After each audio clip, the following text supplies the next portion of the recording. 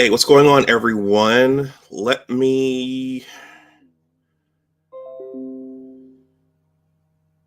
think I should sign out of Facebook Messenger right now.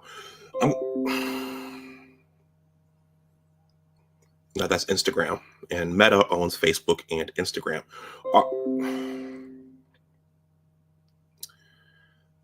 Okay, this happens every time you open up Chrome. All right,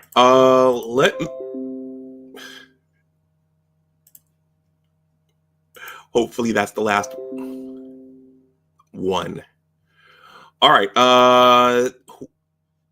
whoever's watching, I don't know who else coming through, but please smash that like button no matter how long you stay. I'm going to share this on my phone so I don't confuse my screens and stuff like that. And just give me a moment here. It is Black History Month, and so I think I'm gonna ride with that theme most of the month. It's the shortest month of the year. Funny how that works. Yeah, it'll give me a reason not to talk about the science happenings at 1600 Pennsylvania Avenue, because I will divulge that I am a Fed, and I need to be careful of what I talk about, because hey, these days you never know who's watching. I don't know who's watching right now unless you say who you are right there in the chat. Okay, why isn't this showing? Let me look it up.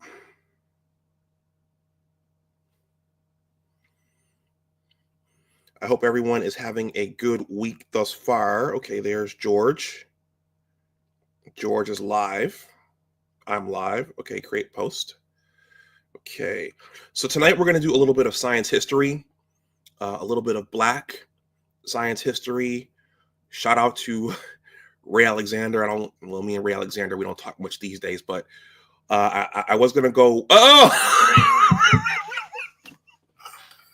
since Ray Alexander, since you gave me all that feedback on my setup here, we didn't talk much, but anyway, that's personal. Why am I saying this live for all you all to hear?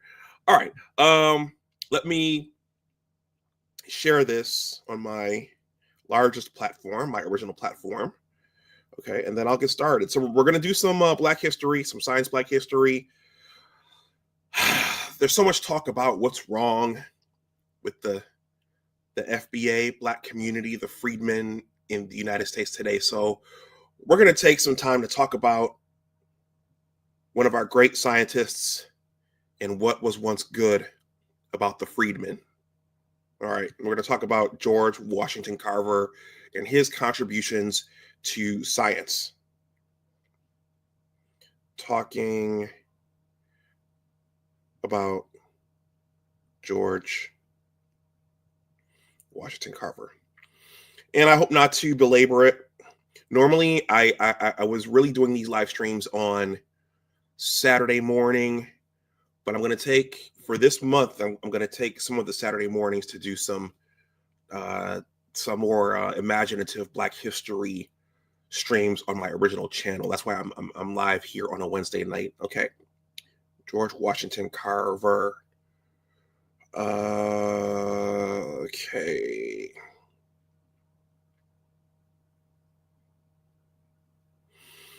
Okay, let me just find a proper picture for this, and then I will jump in.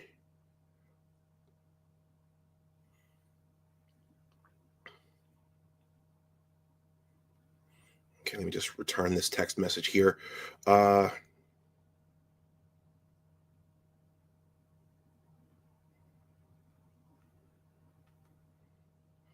hope everyone is having a good week.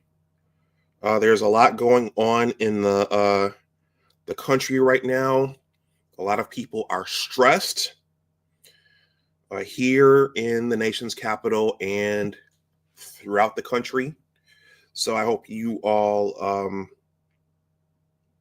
are doing okay.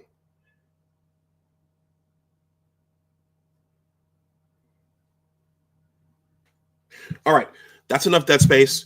Yeah, so tonight I'm going to talk about George Washington Carver and who he was, and he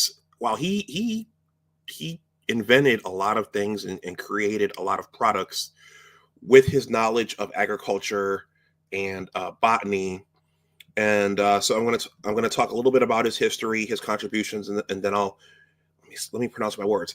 I'm going to talk a little bit about his background and his contributions, and then I'm going to wrap the stream up because it's already I'll be into 8 o'clock, the 8 o'clock hour. Okay, let me play my intro. Let me pronounce my words. Let me play my intro, and then I will jump in and we'll talk about George Washington Carver. I mean, many of you all have heard his name before, but I will tell you afterwards why I decided to feature him tonight. All right, I'll see you on the other side. This is a short intro. So Anwar, I see you have the periodic tables on your chest. Mm-hmm. So what's that all about? Why are you walking around with a chemistry chart on your chest? Well, Cheryl, so this channel is a STEM channel. So when I was conceiving of it and figuring out how to grow it, I figured I should have some t-shirts to go with it. So the periodic table is critical to most of the scientific fields. Welcome to Big Discussions 76, Science and Technology. Science and technology are all around us all of the time, and there are always science and technology stories to tell. All right, everyone, welcome back to Big Discussions 76, Science and Technology. My name is Dr. Anwar Youssef Dunbar. I think, well, those of you in the chat right now, you know who I am, and if you've clicked on this, you probably know who I am. And if you're new, definitely please smash that like button and also consider subscribing to the channel. Okay, so this is Black History Month. And tonight, I'm going to talk a little bit about George Washington Carver. Before I do, shout out to Officer Charles Faulkner. I got the idea to use the ticker from him. I mean, everybody does this, but there are so many features in StreamYard, and I just decided to use the ticker last week. So if you want to make a donation to the channel, I don't have a super chat over here, and I don't have AdSense. So my Cash App, PayPal, and Zelle, and Venmo are there. But the reason I'm showing those, the other reason I'm showing all four of those is because I just published a book. This is it, The Engineers of Western New York Basketball Story. It's a story about what sports teach you about life. I'm going to sprint through this really, really quickly. And if you want to purchase a signed copy for my YouTube subs, for those who watch me here, I did this on Saturday. The hardcover is going for $35 on Amazon. I will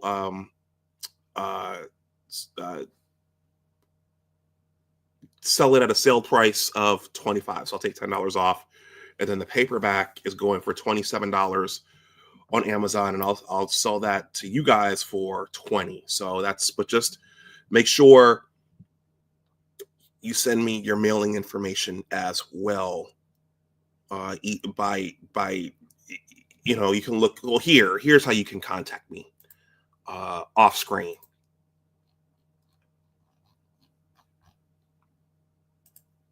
Media assets. Okay. I'm on all platforms. So you can email me at that email address. That's my X handle. It's no longer Twitter. That's my Instagram handle. I'm on LinkedIn. There was another one. I am on TikTok. You can direct message on TikTok. But if you decide you want one of those, make sure you send me your address as well. Okay.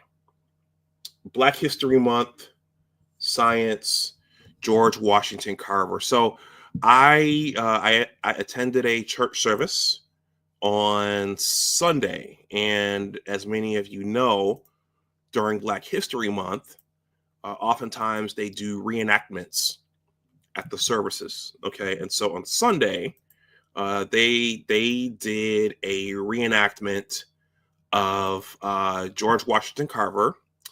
Thurgood Marshall, Muhammad Ali, and General Benjamin O. Davis. So four gentlemen did reenactments of those four gentlemen for that service. And one of them, the gentleman who played George Washington Carver, he talked about George Washington Carver's key contribution to science. And as I'll describe, there were many. And I think, every opportunity we get, it shouldn't just be during Black History Month to celebrate our Black scientists, particularly our Black male scientists. I mean, there were Black women scientists as well, but we need to celebrate them and just honor their legacies. Yeah, I mean, some of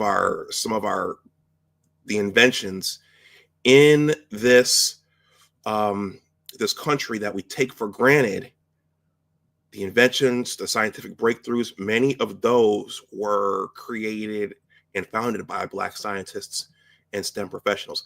Give me 1 second here. My DNA strand is not back there. My little Iron Man is. Give me a second here.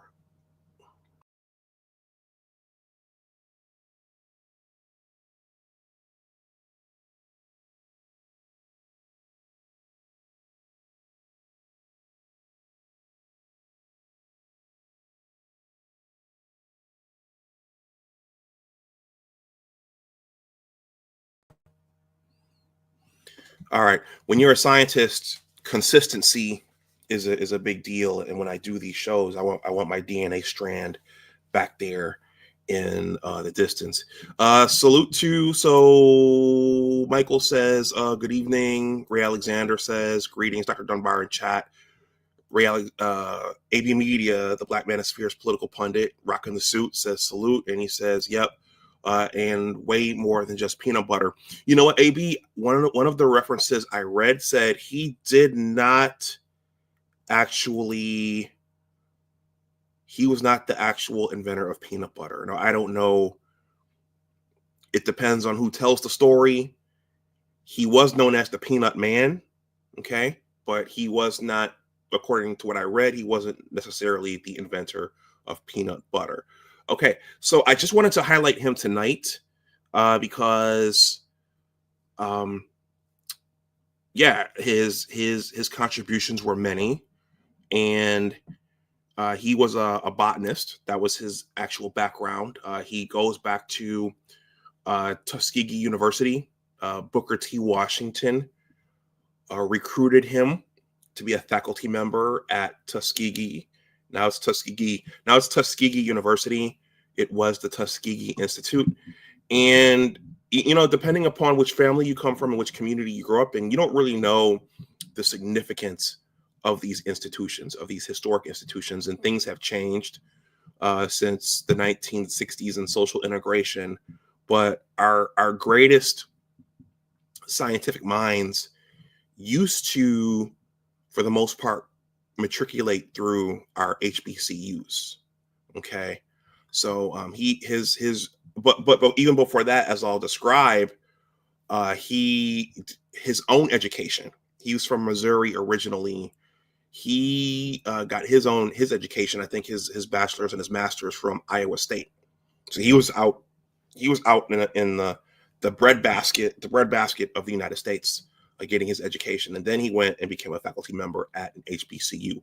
So, with that being said, I'm going to read this short piece from Tuskegee, from their website, and I'm going to say a few words about Dr. Carver, some additional words. I have one slide I'm going to show to show the significance of his contribution, and then I'm going to wrap the stream up before it gets too late because it's been a long day already. And yeah, guys, a little philosophical moment here. The only constant in the world is change. That's a theme of my book, and that's a theme of what people are going through right now in terms of the current climate in the country and in the federal service. Things change. Things don't always stay the same. I don't know why I just threw that in here, but okay. George Washington Carver, Tuskegee University. Then the Tuskegee Institute, founded by Booker T. Washington. So some additional history. Booker T. Washington, on my platforms, I've talked about social class, particularly in the Black community. And historically, Booker T. Washington and W.E.B. Du Bois, or Du Bois, depending upon how you pronounce it, they were rivals because they had differing views of how Black people could prosper in this country post-slavery. Okay, so W.E.B. Du Bois, he was a part of the Black bourgeoisie. So he believed in white-collar education and training up in those fields. And Booker T. Washington, in general, believed in the skill trades, okay, and getting your hands dirty and being able to build things and fix things and to go out and work the fields. And actually, we need them both. We need them both. But society certainly cannot get along without the blue-collar tradesmen and the farmers and the masons and the builders and the contractors. Society cannot get along without those people. It may not be as prestigious as being in a law firm or being a director of a government agency or working at a Fortune 500 company, but society cannot get along without the farmers and the builders and the contractors. Okay. All right. And that's why Tuskegee was founded. All right. So let's read a little bit about George Washington Carver. Okay. So this is from Tuskegee University. Okay. And this reads as follows. I promise this is short. Okay. The legacy of Dr. George Washington Carver. Okay, so he, and the other piece I read, which was longer, it did say that he got his master's, but it looks like he got his doctorate as well. Okay. Please smash that like button. Please give some reaction. Let me know what you think about any of this. Did you know this?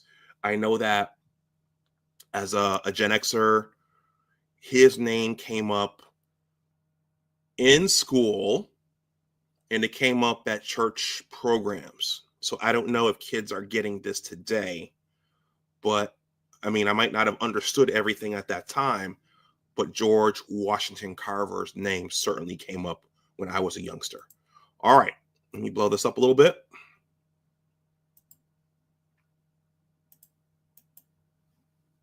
All right, now you notice here, it says Dr. George Washington Carver, and it goes out to 1943. That's because in the other piece, the longer piece that I read about him, he was born in 1864, so that's the tail end of the Civil War, okay? And so it's unknown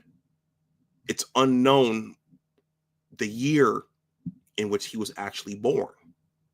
Okay, so he was a slave child who was eventually adopted by a white family. So no one really knows what year he was born. That's why that says that.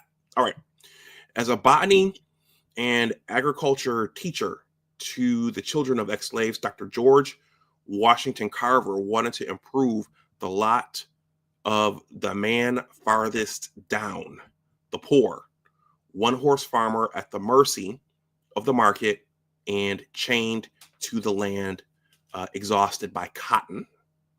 Okay. Unlike other agricultural researchers of his time, Dr. Carver saw the need to devise practical farming methods for this kind of farmer.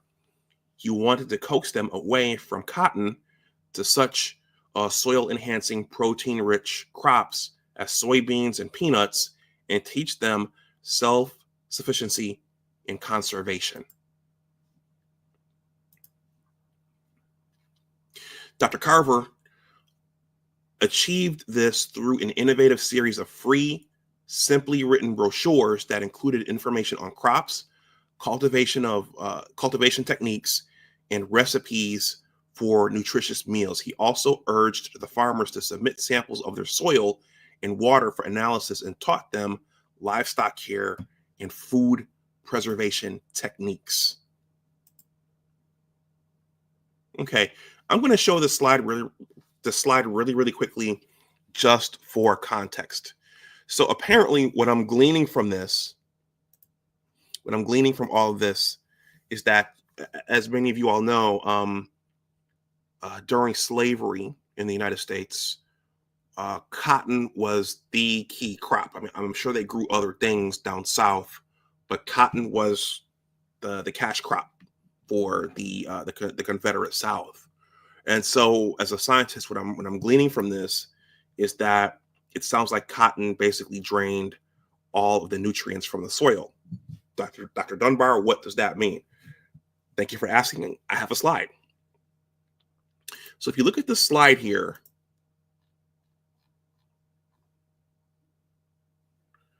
okay, so we as animals, because humans are animals, we get our nutrients from the foods we consume, whether they are plant products or some sort of protein. Okay, we consume like that. Plants get their nutrients from the sun. They use carbon dioxide, water, okay, and then they absorb macronutrients and micronutrients from the soil. Okay, so the soil matters. And I'm thinking back to one of my first streams here on this channel with, at that point he called himself Irv Gotti, but he was growing worms. He was farming worms. And he was saying that soil was the most important thing for growing worms. So soil contains nutrients. Good soil contains nutrients. So macronutrients are nitrogen, phosphorus, potassium, sulfur, magnesium, calcium. And the micronutrients are boron, copper, iron, chloride, manganese, molybdenum, and zinc. So we as terrestrial organisms, we need nutrients for all kinds of things, all kinds of processes, and plants need them as well. So cotton apparently drained out all the nutrients. Drains out, all the nutrients. Cotton drains out all the nutrients, and it doesn't recycle them back. It seems that peanuts and soybeans did. So that was one of his big findings and one of his big contributions. And that allowed for the continuous usage of the land. If you guys have thoughts, keep letting me know. Let me know what you think. They're right there in the chat. Let's see. In 1906, he designed the Jessup wagon, a demonstration laboratory on wheels, which he believed to be his most significant contribution toward educating farmers. Dr. Carver's practical and benevolent approach to science was based on a profound religious faith to which he attributed all his accomplishments. He always believed that faith and inquiry were not only compatible paths to knowledge, but that their interaction was essential if truth in all its manifold complexity was to be approximated. That was a mouthful. There is his Jessup wagon right there. Okay. Always modest about his success, he saw himself as a vehicle through which nature, God, and the natural bounty of the land could be better understood and appreciated for the good of all people. Dr. Carver took a holistic approach to knowledge, which embraced faith and inquiry in a unified quest for truth. Carver also believed that commitment to a larger reality is necessary if science and technology are to serve human needs rather than the egos of the powerful. His belief in service was a direct outgrowth and expression of his wedding of inquiry and commitment. One of his favorite sayings was, "It is not the style of clothes one wears, neither the kind of automobile one drives, nor the amount of money one has in his bank that counts. These mean nothing. It is simply service that measures success." Okay, so I don't know where he got those values, but those values those values run very, very counter to what the prevailing values of today, which is consume, consume, consume, get the most expensive this, get the most expensive that, flaunt it, all that. Serve yourself, take care of yourself. So his values were very, very different than the values we have today. Snowman, what's going on? He says, nerds unite. And he says, good evening, gentlemen. What's going on, Snowman? All right, let me finish this up. I am almost at 30 minutes here. All right.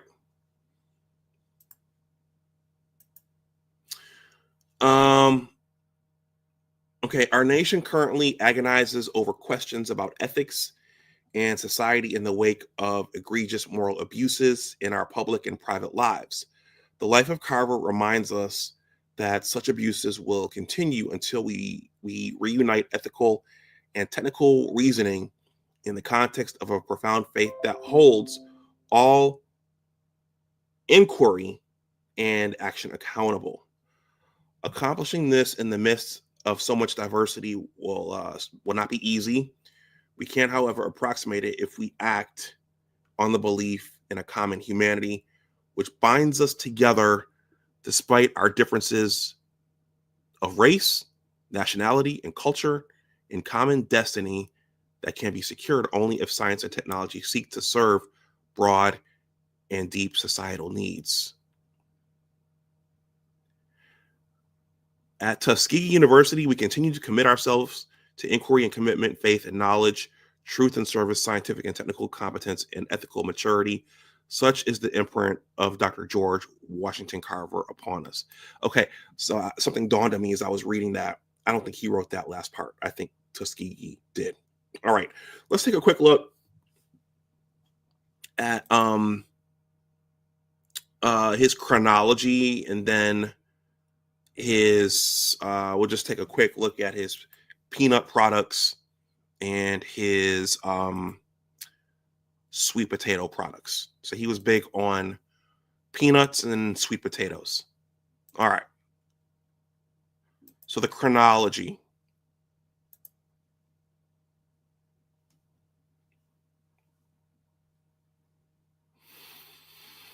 All right. So they think he was born in 1864 in Diamond Grove, Missouri.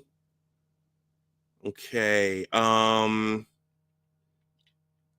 Enrolled in 1891, or that's 1890. He enrolled at Simpson College to study piano and art, and then transferred to Iowa State in Ames, Iowa. 1894, he earned a bachelor's degree at Iowa State. And then in 1896, he earned a master's of agriculture degree at Iowa State. And then, okay, he arrived at Tuskegee in 1896. Okay, he must have been awarded an honorary doctoral degree. Yes, so in 1928, he was awarded an honorary doctoral degree from Simpson College.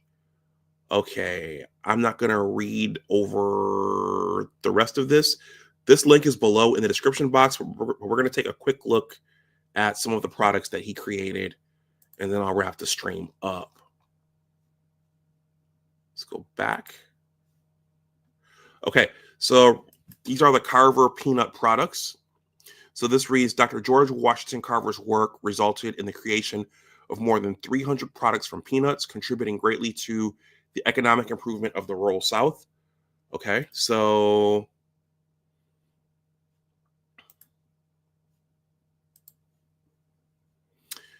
okay, I'm not going to read over all these. I'll read over probably the first 10. So salted peanuts, peanut butter, butter from peanut milk, pancake flour, let's see, malted peanuts, peanut meal, okay, chocolate coated peanuts, chili sauce, peanut cake. All right, these are all things that he created from peanuts. I'm not going to read over all these. Okay, so there were foods, stock foods, okay, household products.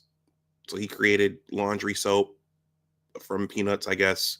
and sweeping compound, a host of beverages, medicines, cosmetics, dyes, paints, and then other general products. So he had a knowledge of botany, but also chemistry, because you have to have a chemical knowledge to create products from plants. I'm going to get back to that before I wrap up. But also sweet potato products. Okay. So this says a genius in botany and agricultural experimentation, Dr. George Washington Carver discovered more than 100 uses for the sweet potato and a variety of southern plants. Okay. So we're just going to sprint through this really, really quickly.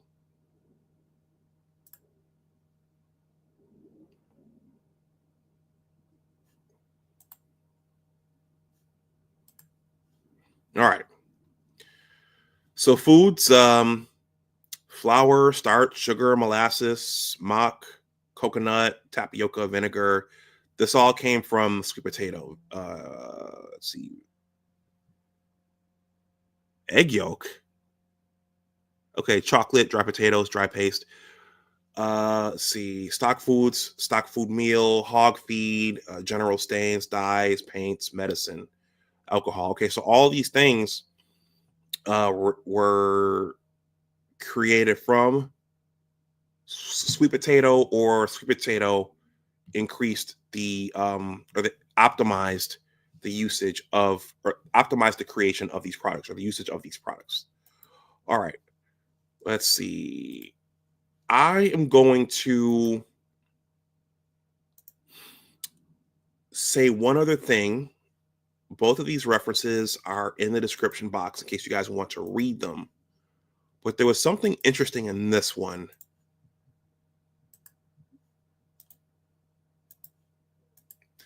Sig Diggy, thank you for stopping through. Everybody, please smash that like button.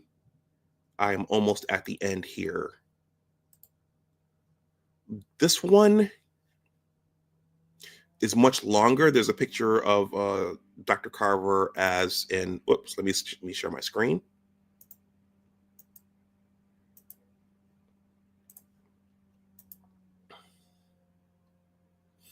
There's an image of Dr. Carver as an elder gentleman. This one said a couple of interesting things. One is that Dr. Carver did not have a family of his own, so he did not bear children. He did not sire any children. Okay, which I thought was very, very interesting. I mean, here's this genius mind, and this inventor, and he never sired children. And this piece was written by someone who wasn't Black, and it said that he might, well, should I say this?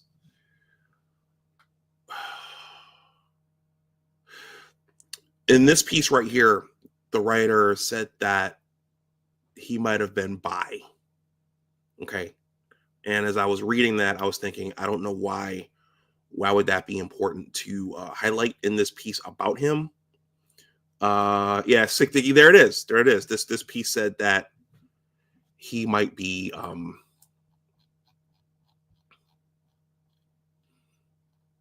he never fathered any children.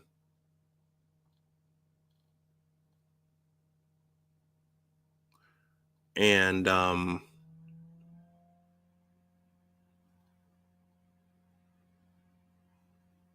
okay, so I'll read this, but you guys can read this yourselves. It says Carver never married, and it isn't known to have fathered any children. Often more focused on his work than his relationships. He rejected matchmaking attempts from his friends. Still around age 40, he began a 3-year relationship with Sarah Hunt, a teacher in the Tuskegee Institute Night School program. Author Christina Vea suggests in her 2015 biography titled George Washington Carver, A Life, that Carver was bi. Okay. So I don't I don't know if that's true. I don't know if that's true. And that might have, right around that time, in that when she wrote that was just post Obama.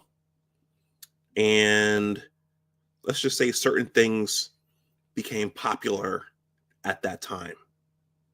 So that may be a reason for her speculation about that. But long story short, he didn't have a family or any children, which I thought was interesting. And I think that's about the extent of what I'm going to say, because it's been a long day for me, and I just wanted to do something to highlight and honor him. Apparently, he was very, very. I'm going to pull this up one more time so we can take a look at some of these pictures. Say it, say it, say it. Once again, there's him as an older gentleman. Let's see, that's a that's a biography of him there. He apparently liked to paint, so he was into art as well. Many scientists are into art. There's him teaching a chemistry class, it looks like, at Tuskegee, the Tuskegee Institute.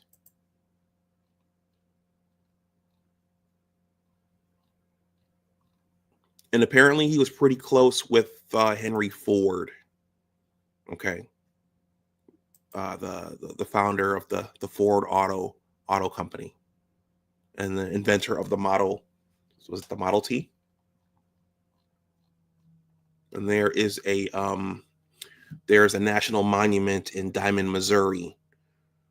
And that became the first federal site dedicated to a Black American when it was established in 1943.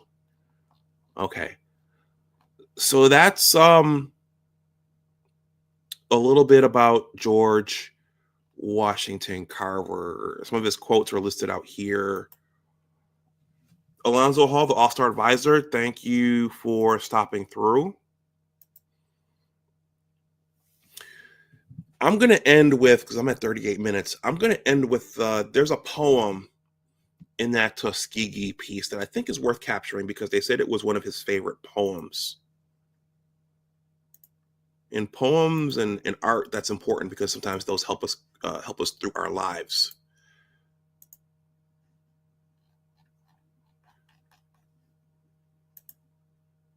Okay, so this says Carver's favorite poem was called Equipment. I'm going to read this, and then I'm going to wind the stream down.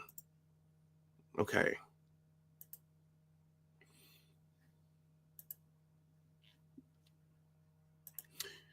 This is called Equipment, and it was written by Edgar A. Guest, and it was Dr. Carver's favorite poem. All right. And I promise everybody this is short. All right. Figure it out for yourself, my lad. You've all that the greatest of men have had. 2 arms, 2 hands, 2 legs, 2 eyes, and a brain to use if you would be wise. With this equipment, they all began, start to say for the top and say, I can. Look them over, the wise and great. They take their food from a common plate. And similar knives and forks they use. With similar laces, they tie their shoes. The world considers them brave and smart, but you've all they had when they made it their start. When they've made their start. You can triumph and come to skill. You can be great if you only will. You're well equipped for what fight you choose. You have legs and arms and a brain to use. And the man who has risen great deeds to do began his life with no more than you. You are the handicap you must face. You are the one who must choose your place. You must say where you want to go, how much you will study the truth to know. God has equipped you for life, but he lets you decide what you want to be. Courage must come from the soul within. The man must furnish the will to win. So figure it out for yourself, my lad. You were born with all the great have had. With your equipment, they all began. Get a hold of yourself and say, I can. Okay. I'm going to show one more thing here. Do you guys know who the other great Black scientist was who figured out, who had a love for plants and figure out how to use plant products to better our quality of life? Do you guys know who the other Black scientist was? Anybody? Who's still watching? I only have like a small I have a starting lineup here, a basketball team starting lineup. That's how many folks I have here. Do you guys know who the other scientist was who was a master of plant scientists and isolating plant products to better society? Anybody?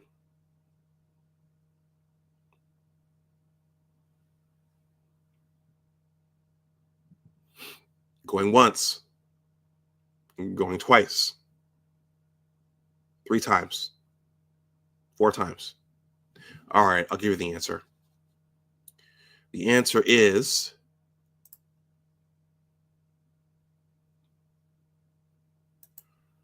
Dr. Percy Julian. Dr. Percy Julian was a chemist, and he figured out how to isolate plant precursors and take those precursors and create mass-produced hormones, okay, hormonal therapies for things like rheumatoid arthritis, and then also testosterone and progesterone. He figured out how to take plant products and make those. Up to that point, they had to isolate those from animals, which was very, very costly and very, very expensive. So Dr. Julian, in being able to grow those, isolate those from the calabar bean, and was the calabar bean from, let's just say, plants, from plant products, he was able to isolate those, mass produce them, and that brought the cost down for everybody. So everybody could get those treatments. So, all right, everyone, I am at almost 45 minutes. It's been a long day here. So I'm going to go ahead and wrap the stream up. And yeah, I'm going to go ahead and wrap the stream up. So with that, are there any more, for those of you who are still here, any more comments, questions, thoughts, or jokes?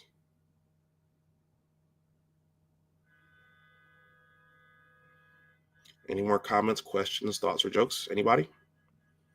If not, that is okay. All right, everybody. Well, once again, please like, share, and subscribe.